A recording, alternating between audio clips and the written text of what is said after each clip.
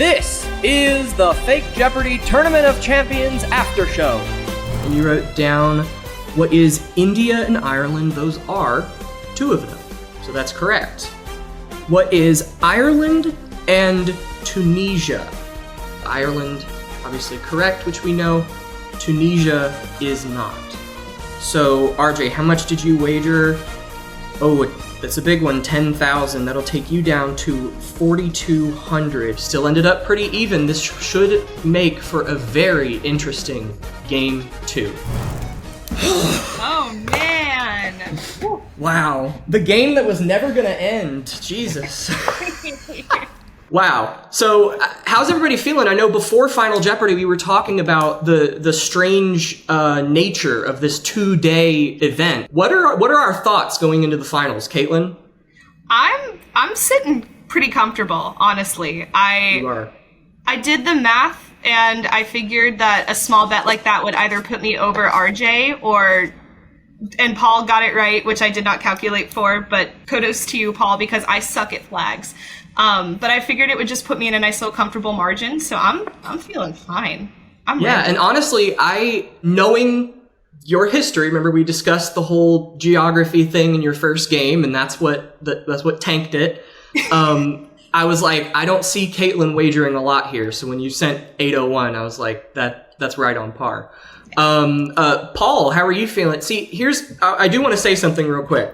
One thing I forgot to mention when I was breaking down everyone's path to the finals is that you had not seen, played, you were not familiar with Jeopardy until you started watching Fake Jeopardy.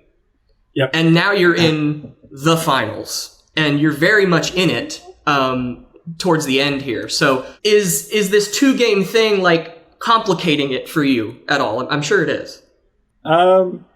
Sort of, yeah. I guess I was just trying to pretend it was one game. And then worry about that later. True. Yeah, that's a good point. Yeah. And RJ, I mean, you were the one who brought up like this 2-day thing is really making it interesting. Yeah. No, I'm mad at myself because it's like, I'm normally good with flags. My brain's totally blanked on India, but I will say it's like the Seychelles flag. It has like it's like a golden yellow. So it's like my brain like kind of like thought that one. Totally should have thought of India, but we'll just make it up in the second half. There you go. It did make me do a double take because I was like, all right, the red and the yellow I was looking at was like, could those be construed as orange? But the rest of the flags that we used like only had green and orange in them. Yeah, I was like, they're very obviously like orange and not yellow. Right. But, God, wow, an incredible game. Like, honestly, with this whole tournament, I haven't really known how it was going to go. It was just like, we got all these great people. Whatever happens, happens. We've had like 4 solid games now in a row. The main event of today, may we all have another round of applause for Judge Thomas Millett taking the reins on hosting today. He and I were rehearsing going into this. Thomas, what'd you think of being on that side?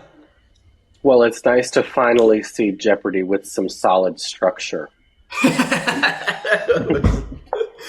with some brains at the top. Yeah, I hear you. With some authority.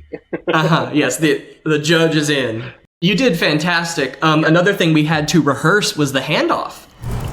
Hey, everybody, we got to enter a new room code. I just got kicked out. What? 4, 7, 5, 5, 8, 7. Actually, we got a new one. What the hell's going on over there? New one coming in hot. This time it's going to work. I am working diligently to solve that problem. We've got our whole crew on it. That was me messing it up because I had set up, we had to change rooms. He had the room for the first round and I had the room for the second. I had it set up and I was like, hey, I'll give you the room code now and we'll just set it up. When I went back to the room code, it reset. So I was like, oh, it's not that code anymore. I mean, I'm frantically texting him because we wanted your guys' reactions on tape, on the actual and show. That's why I was just sitting here like, yeah, I'm working really hard on it. I was doing absolutely nothing. Like, yeah, I was trying to solve that problem. It's round the clock over here, you know. Yeah. But that was a little what was going on behind the scenes. But okay, so the reason Thomas hosted today is because in the first round games, we had a category from Hannah, we had a category from Michael. I wanted to highlight the 3 people that did our worst of all time tournament back in 2020 because they weren't technically eligible for this one. So I was like, how can we involve them? How can we involve them? We had the Hannah category from London, which was fantastic. And Paul helped shoot, which was like, thank you so much. And then we had an NBA category from Michael. And I was like, Thomas has already done a category. What can we do to like spice it up? And I was like, he's going to host a round. That was like, just made perfect sense to me. So Thomas, again, thank you so much. The Honorable Judge Millett.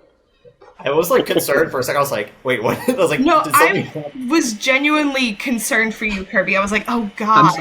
They're all concerned. They're all concerned, and I'm just sitting here like, yeah, it's happening. It's my moment. Yeah, I've seen that bit done on the Tonight Show. There were times where he'd be in the middle of a monologue and go, I got a cramp. Hey, can somebody tag me in? And Jay Leno comes in and does like 5 minutes of jokes. So it's like, it's that kind of bit. We were trying to have a little bit of fun. Yeah, so. Good bit. Thanks. One more thing I want to shout out before we go. Blake, you want to show yourself?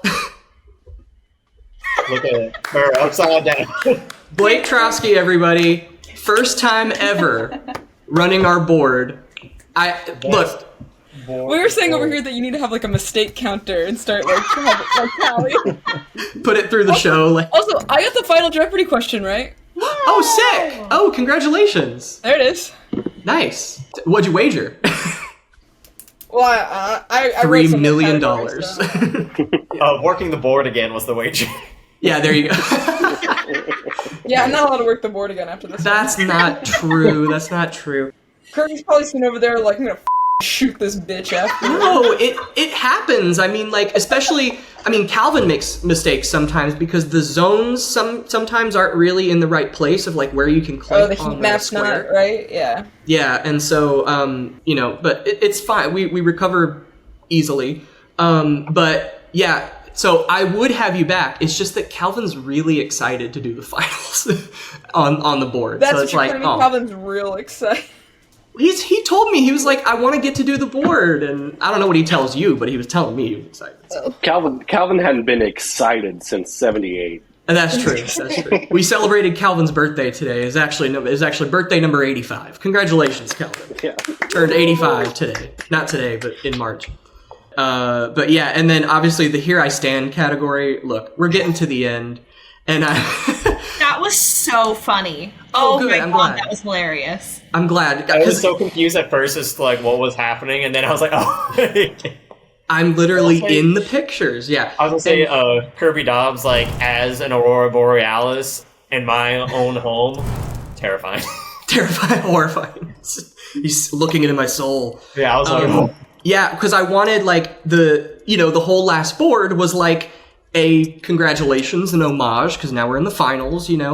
This is it. Bravo, congratulations. You sure showed them. And I wanted to do like the link of this is it, Here I Stand. But I was like, what can I do with Here I Stand? Oh yeah, Photoshop myself into. That's what I ended up going with. No, I love like that theme of like, oh, this is the end, and I was like, I liked it. Thank you.